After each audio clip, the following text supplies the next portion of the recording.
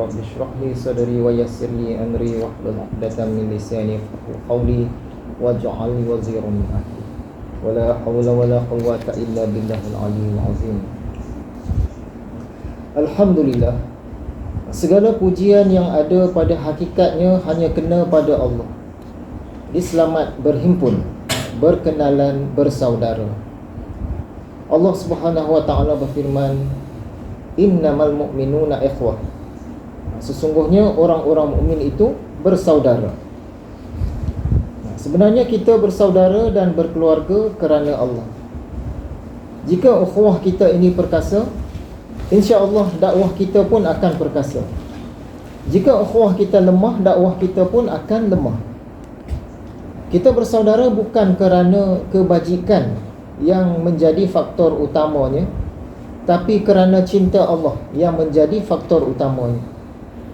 Kita bersaudara ini bukan kerana wang dan perniagaan yang utamanya, tetapi kerana cinta Allah yang utamanya. Kita berkeluarga ini bukan kerana politik, tetapi kerana cinta Allah.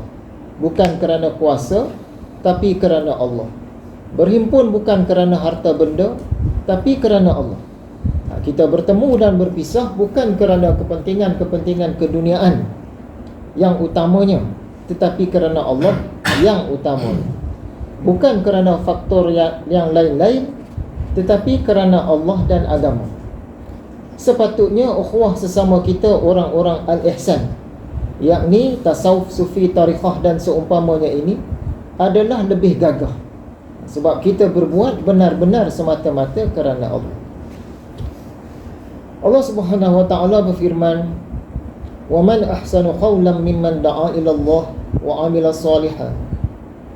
Dan siapakah lagi yang lebih baik kata-katanya berbanding orang yang mengajak kepada Allah dan dia sendiri pula melakukan amalan-amalan soleh.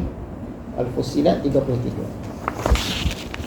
Hajat kita tidak lain adalah untuk mengajak diri sendiri dan juga diri-diri yang lain untuk mengenal diri, mengenal Allah, mengenal dunia, mengenal akhirat, mengenal syaitan, mengenal malaikah, mengenal yang benar dan mengenal yang salah.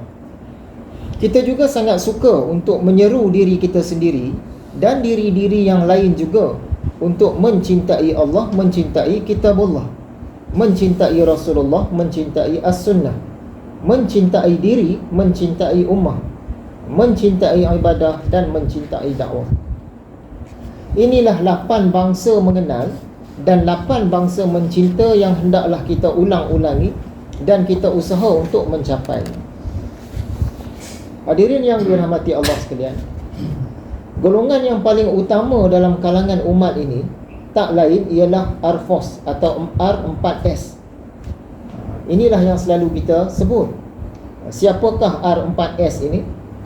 R ialah Rasulullah sallallahu alaihi wasallam.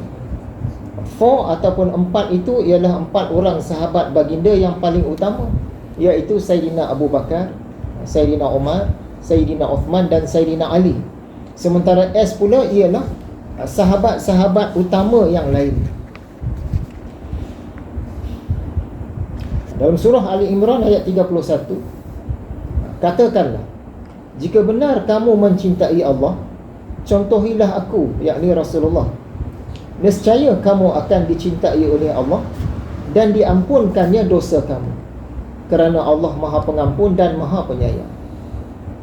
Jadi ikut Rasulullah. Rasulullah sallallahu alaihi wasallam bersabda, maka ke atas kalian sunnah aku dan sunnah para khulafa ar-rasyidin yang mendapat petunjuk, dan gigitlah ia dengan geraham. Ibnu Majah, Abu Dawud, Tirmizi.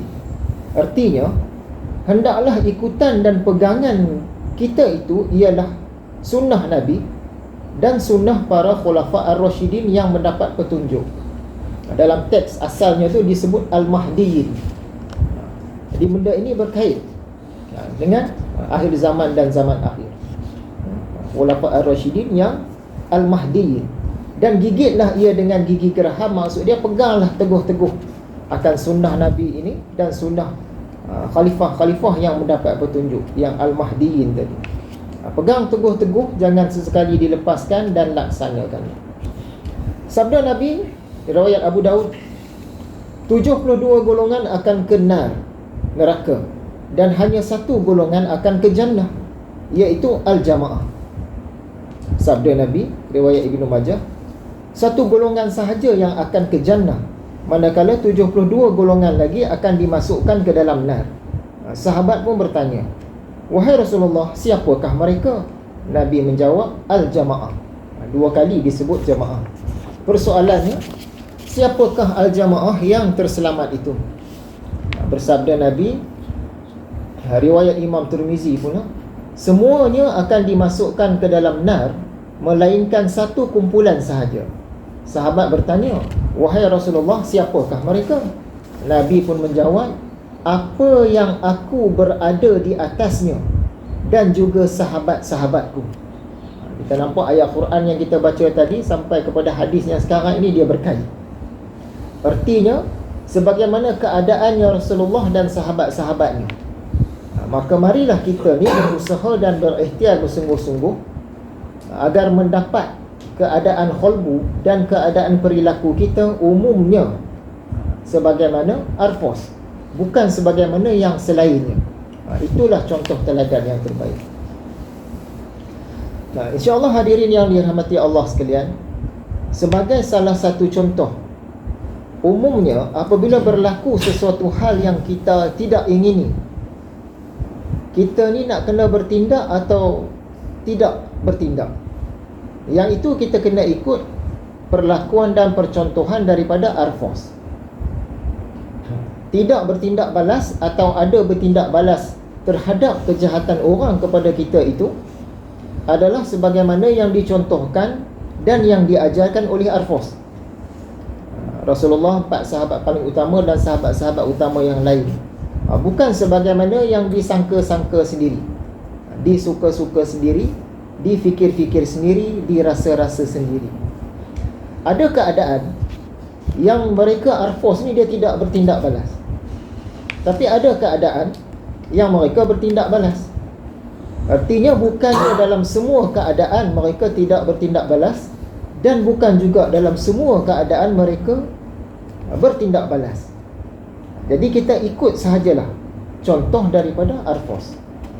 Begitu jugalah dalam hal-hal lain, seperti nak marah ataupun tidak, perlu bersedih ataupun tidak, perlu berbahas ataupun tidak, hendak menjawab ataupun tidak, nak minta pengadilan ataupun tidak, nak berdiam ataupun tidak, dan sebagainya.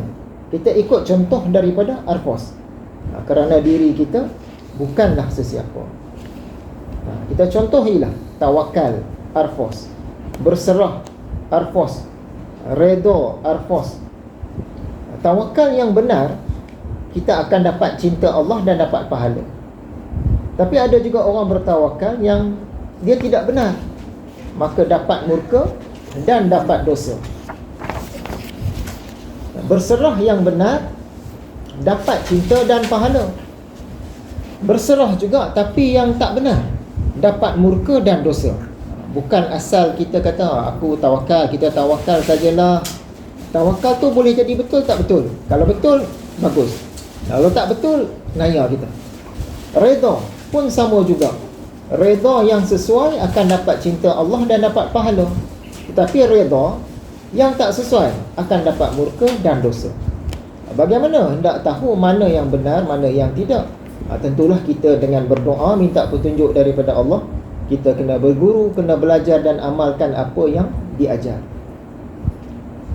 Kita nak mengenal yang mana gangsa, yang mana perak, yang mana emas, kenalah tahu terlebih dahulu.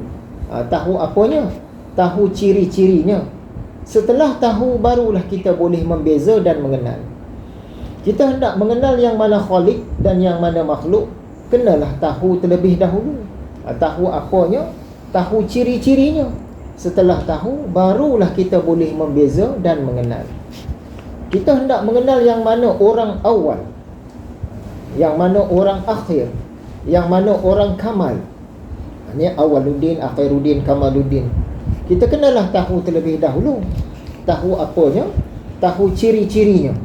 Jika kita tidak tahu ciri-cirinya, tak dapatlah kita nak membeza dan mengenal yang mana orang pada maqam awal, yang mana orang pada maqam akhir, yang mana orang pada maqam kamal. Setelah kita tahu, barulah dapat mengenal. Jika antara Ahlus Sunnah dan Jabariyah pun masih kita gagal nak kesan perbezaan, jadi sukarlah untuk kita mengenal yang mana ahli awaluddin, yang mana ahli akhiruddin, dan yang mana ahli kamaluddin.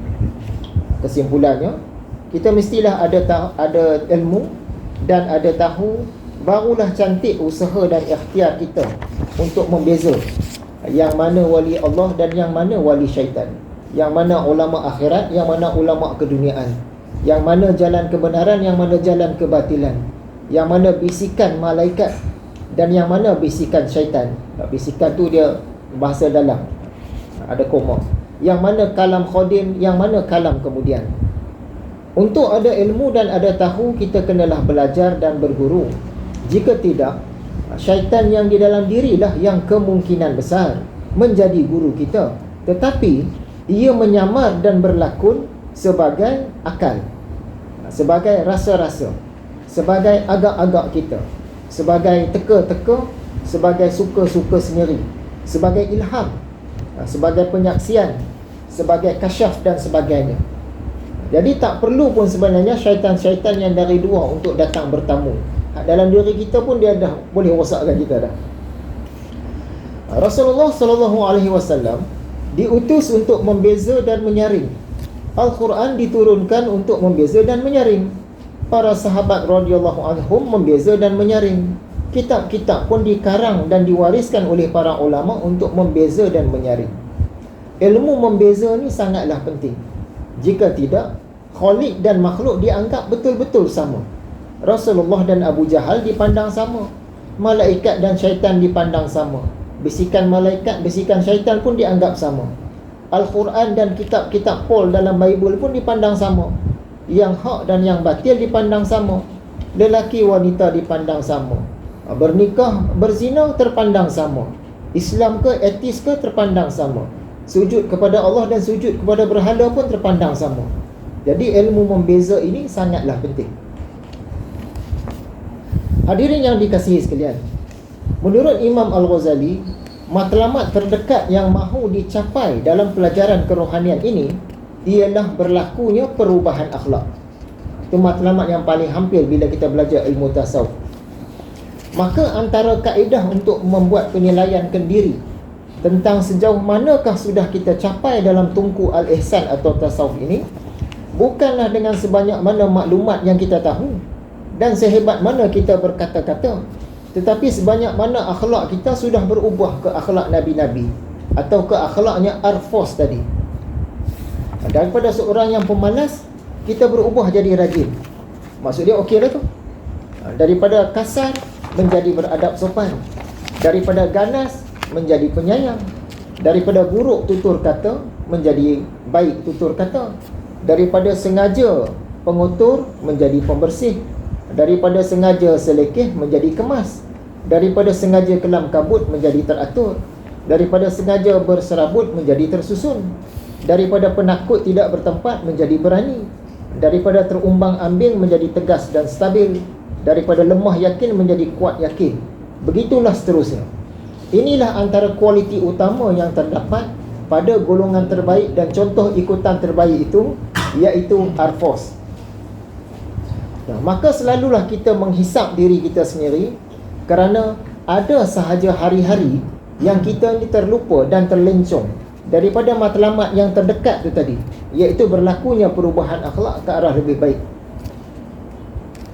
Akhlak yang baik itu bunga diri, nur diri, cahaya diri dan harga diri. Walaupun ilmu-ilmu agama kita mungkinlah tidak banyak, tak tinggi, namun akhlak, tingkah laku dan adab sopan kita kenalah usaha bagi cantik dan bagi nampak cantik. Hadirin yang dirahmati Allah sekalian, jalan Imam Al-Ghazali ini merupakan jalannya Huzaifah ibnu Yaman, salah seorang sahabat utama Rasulullah SAW, termasuk dalam Arfos tadi. Berkata Huzaifah dalam riwayat Bukhari dan Muslim, ramai orang yang bertanya kepada Rasulullah tentang perkara-perkara kebaikan. Tetapi aku bertanya kepada Rasulullah tentang perkara-perkara keburukan. Baik pun dia tanya, tapi dia tambah lagi dengan perkara buruk. Kerana aku khawatir keburukan tersebut terkena kepada aku. Saidina Umar pernah bertanya kepada para sahabat, siapakah dalam kalangan kalian yang tahu hadis Nabi tentang zaman fitnah? Huzaifah jawab, aku. Dan Saidina Umar membalas, sungguh engkau dalam hal ini adalah dalam kalangan orang yang berani. Jadi keterkaitan Huzaifah dengan akhir zaman dan zaman akhir ini memang rapat. Huzaifah ibnu Yaman ni seorang yang sangat amanah, dipercayai dan dikenali sebagai penyimpan rahsia Nabi.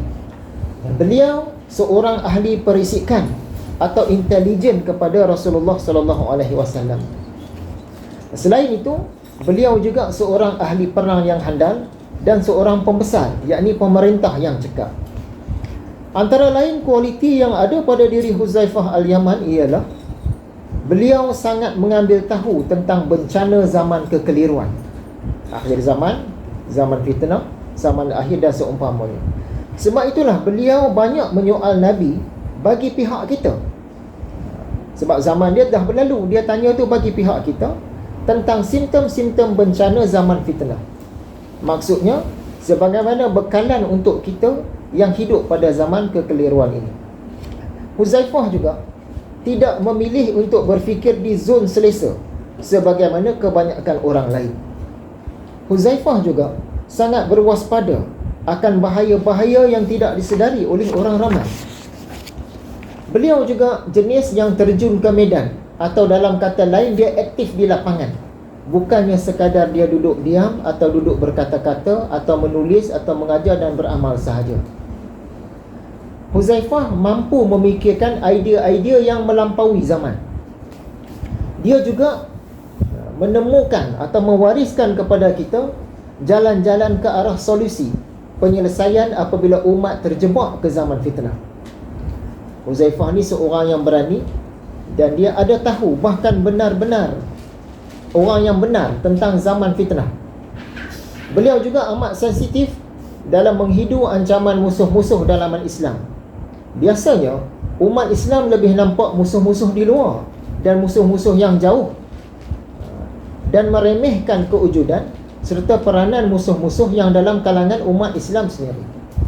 Huzaifah seorang yang teguh menyimpan rahsia, dan Huzaifah juga cara, kaedah dan tarik berfikirnya sangat penting untuk umat, tetapi sudah lama ditinggalkan oleh umat.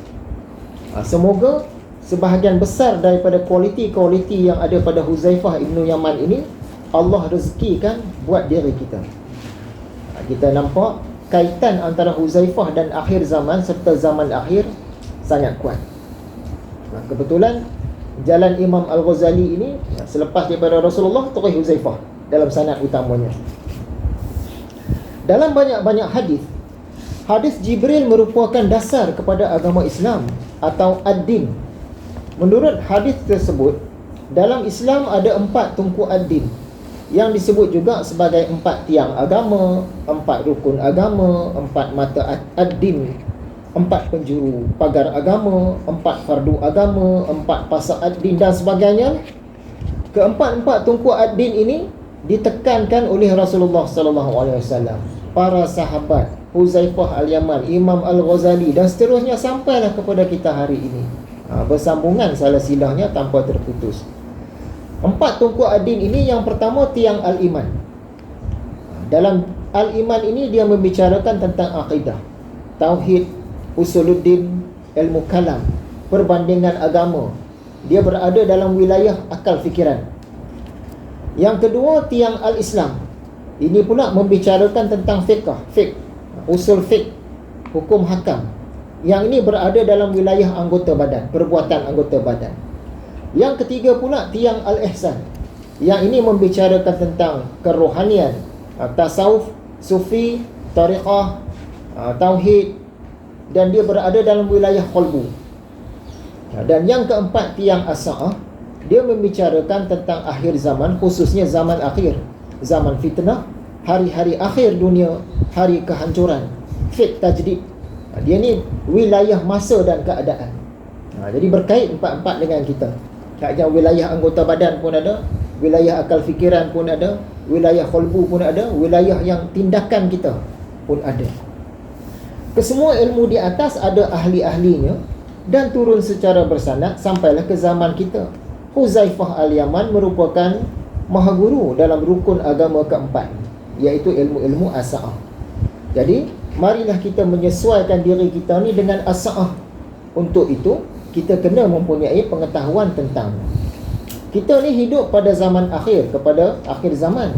Maka tentulah ada perbezaan-perbezaan tertentu dari pelbagai segi jika hendak dibandingkan dengan orang-orang yang hidup pada zaman awal kepada akhir zaman, zaman Huzaifah, dan yang hidup pada zaman pertengahan kepada akhir zaman.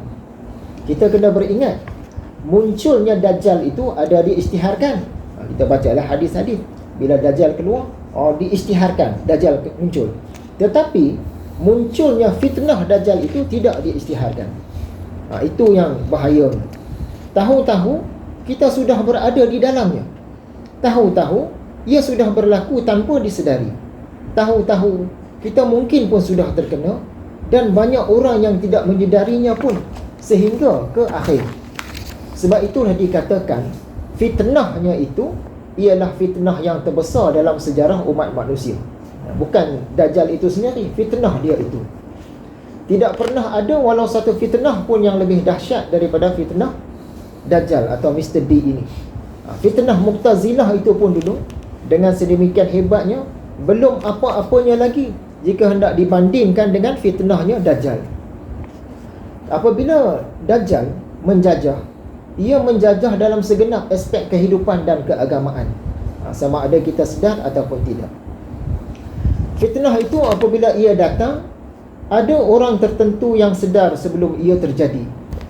Lalu mereka berusaha dan berikhtiar untuk menghalang atau mengurangkannya daripada terjadi. Ada orang-orang yang baru tersedar ketika ia sedang terjadi. Lalu mereka berusaha dan berikhtiar untuk menghalang saki-bakinya daripada menjadi lebih besar atau lebih berpanjangan lagi. Ada pula orang-orang yang hanya tersedar setelah ia terjadi dan berlalu pergi. Lalu mereka tidak dapat berbuat apa-apa lagi. Malahan ada pula orang-orang yang langsung tidak tersedar selamanya. Jadi kita jangan khawatir, kerana pada hakikatnya kita menang, kita seri ataupun kita kalah, Allah yang tentukan. Menang, seri, kalah Allah yang tentukan. Tugas kita istiqamah berjuang dengan usaha dan ikhtiar yang tak kunjung lelah. Alangkah sibuknya sebahagian daripada kita dengan khalifah yang akan datang, yakni Al-Mahdi. Sedangkan khalifah yang di dalam diri kita tidak kita bangunkan dan berjuang. Umumnya kita akan terus ketinggalan kerana masih tidak mengeluarkan khalifah yang di dalam diri. Khalifah kita masih tidur, masih berselimut, masih berselubung. Khalifah dalam diri sendiri sudah lama tersembunyi dan menikus dalam diri kita. Jadi kita usahalah untuk keluarkan ia agar ia dapat menanggung amanah, berfungsi dan beraksi. Hadirin yang dirahmati Allah sekalian, golongan yang terpedaya. Imam Ghazali berpesan dalam kitab induknya Ihya Ulumuddin pada kitab terpedaya, janganlah kita ni termasuk ke dalam golongan yang terpedaya. Antara perlakuan golongan yang terpedaya itu ada banyak. Kita ambil sebahagiannya.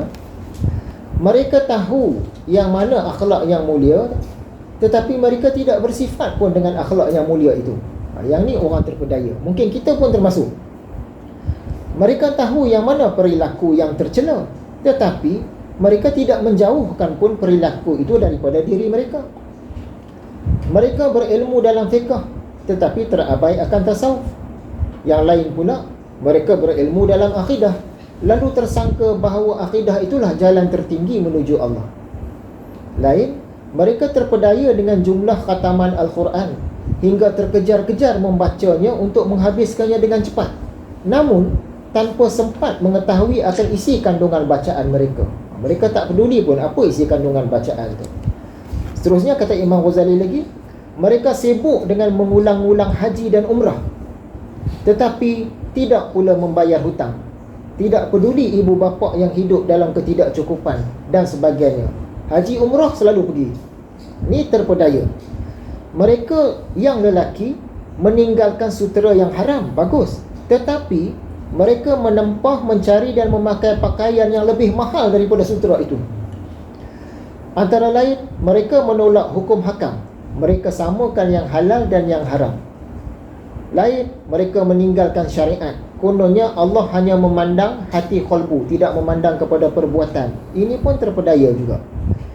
Lain, mereka bermusafir tanpa membawa perbekalan. Kononnya itulah qanaah dan tawakal. Lagi, mereka selalu berbelanja kepada orang-orang agama, termasuk kaum sufi. Tetapi sumber mereka itu sebenarnya daripada jalan yang haram ataupun syubhat.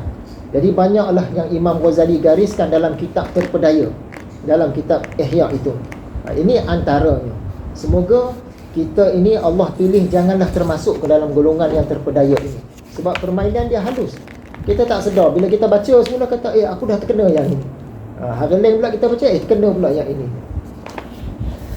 Seterusnya hadirin sekalian, segeralah mendapatkan ilmu-ilmu agama. Kerana supaya sebelum terangkatnya ilmu-ilmu agama ini, kita sempatlah merasa, apakah maksud terangkat itu? Maksud dia hilang. Maksudnya dah tak ada lagi.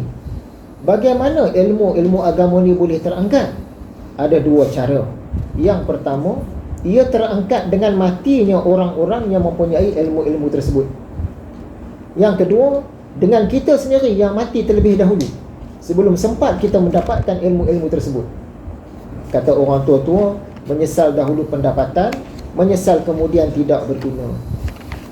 Imam Al-Ghazali menulis dalam Ihya-nya, ketika Sayyidina Umar radhiyallahu anhu meninggal dunia, Abdullah bin Mas'ud pun berkata, sesungguhnya sudah matilah 9 daripada 10 ilmu. Dengan meninggalnya Sayyidina Umar tu 90% ilmu dah meninggal. Jadi apakah ilmu yang dimaksudkan itu? Yang tinggal 10% itu?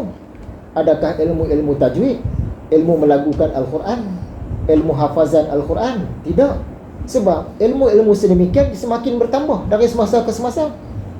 Adakah yang hilang sampai tinggal 10% itu ialah ilmu fiqh, ilmu hukum hakam, ilmu usul fiqh? Tidak juga. Sebab semuanya semakin bertambah sampailah ke kita hari ini. Adakah ilmu ekonomi Islam, ilmu siasah Islam, ilmu budaya Islam, ilmu perang Islam? Tidak juga. Sebab semua pun semakin bertambah. Adakah ilmu menghafaz hadis, ilmu mustalah hadis? Semua makin maju. Adakah ilmu falak, ilmu hisab, ilmu sains? Dari hari ke hari semakin berkembang. Adakah ilmu bahasa Arab, ilmu syair? Tak juga. Jadi ilmu apakah yang 90% sudah mati dengan meninggalnya Sayyidina Umar itu? Kata Imam Al-Ghazali, itulah ilmu tentang Allah Subhanahu Wa Taala. Dekat kita ni tinggal 10% je. Itu zaman itu. Kita tak tahu berapa peratus dia tinggal. Ilmu-ilmu yang lain tu memang semua makin berkembang. Tapi Sayyidina Umar kata, Ibnu Mas'ud kata, bila Sayyidina Umar meninggal, 9 daripada 10 ilmu tu sudah pun hilang. Itulah ilmu tentang Allah. Inilah ilmu kerohanian yang kita belajar. Guru-guru zahir dan guru-guru tersembunyi ni ada di sana sini. Tapi guru-guru seumpama Arfos itu yang sangat sukar dicari. Semoga sisa-sisa ilmu ini masih sempat untuk kita mendapatkannya walaupun sedikit. Sementara masih hidup ilmuwan-ilmuwan yang ahli tentangnya, dan sementara kita sendiri masih bernyawa. Semoga kita ni direzekikan oleh Allah untuk tidak sekadar menjadi pengamal, tetapi juga pencapai. Tidak sekadar sampai ke haqqul yakin, tetapi mencapai kamal yakin. Tidak sampai ke akhiruddin, tetapi mencapai kamaluddin. Tidak sekadar menjadi golongan ashabul yamin, tetapi mencapai golongan mukharrabin. Tidak sekadar mencapai jannah, tetapi mencapai Tuhan punya jannah. Tidak sekadar mendapat redanya, tetapi sampai kepada memandangnya di akhirat kelak. Seterusnya tentang 242. Teruslah kita ni berpegang teguh dengan mazhab-mazhab agama yang 242. Kebetulan semalam duduk homestay pun nombor homestay tu 242. Apakah 242 ini? dua mazhab al-iman, iaitu Asy'ariyah dan Maturidiyah. 4 mazhab al-Islam, iaitu mazhab Hanafiyah, Malikiyah, Syafi'iyah, Hanabilah. 2 mazhab al-Ihsan, iaitu Junaidiyah dan Ghazaliyah. Manakala mazhab as-Sa'ah umumnya masih terhijab dan menjadi rahsia kepada kebanyakan umat manusia semasa. Jadi kita pegang yang 242 itu. Jangan keluar daripada yang itu, insya-Allah selamat. Terbang rerama berhambat-hambat, tingginya sampai pokok tualang. Tahta agama bertiang 4, jangan diabai walau sebatang. Kita pegang 4 tungku agama. Teruslah mendaki 7 petala langit dan bumi tasawuf, iaitu syariat menuju kepada hakikat, hakikat menuju kepada tarikat, tarikat menuju kepada makrifat, iaitu awaluddin, awaluddin makrifat menuju kepada nisf ad-din, nisfuddin menuju kepada akhir ad-din, akhir ad-din menuju kepada kamal ad-din. Ini 7 petala langit dan bumi bagi tasawuf. 7 petala inilah yang terkandung dalam istilah ad-din yang berada pada nama Ihya Ulum ad-Din. Akhirnya pesanan-pesanan ringkas. Yang pertama, puluh tahun kita belajar dan mengerjakan solat, tetapi masih gagal untuk mendapatkan khusyuk. Mengapa? Kerana ilmu khusyuk ini dia berada dalam tiang al-ihsan, dalam tasawuf, bukan dalam tiang al-Islam, bukan dalam fiqh. Kita belajar fiqh selama mana pun khusyuk tu tak dapat banyak, sebab tak kena jalan ni. Ringkasnya, ilmu khusyuk ni berada dalam pelajaran tasawuf, bukan dalam pelajaran fiqh. Jadi kita carilah ilmu tasawuf. Yang kedua, makam. Kita ni ada makam roh. Makam roh kita ini bukan diukur dari segi usia. Kalau orang tu lagi tua, lagi veteran, dia lagi hebat. Tidak. Tetapi dari segi kecantikan tingkah laku yang batin dan tersebar keluar melalui kecantikan tingkah laku yang zahir. Yang ketiga, dalam belajar, ikhlaskan niat dan tuluskan niat, itulah kunci. Jika tiada ikhlas dan tulus, maklumat memang boleh kumpul, maklumat tetap boleh dapat. Malah orang tu mungkin sangat banyak maklumat, dia boleh hafal lagi, tetapi makam dia tiada terangkat, tiada berkat dan tiadalah manfaat lebih-lebih lagi di akhirat. Jadi kena tulus, ikhlas. Ringkasnya, segala kata-kata atau tulisan-tulisan pendek yang kita terbaca atau kita terdengar, yang itu membawa maksud yang umum. Kita jangan mudah-mudah mengambil ketetapan, keputusan ataupun pendirian tanpa tahu huraian. Kalau orang tulis tu sangat pendek, jangan guna yang tu terus, yang tu umum. Di harapan kita, semoga kita ni dapat bertemu lagi dan berkumpul lagi. Jadi kita sama-samalah ingat Allah walau di mana kita berada.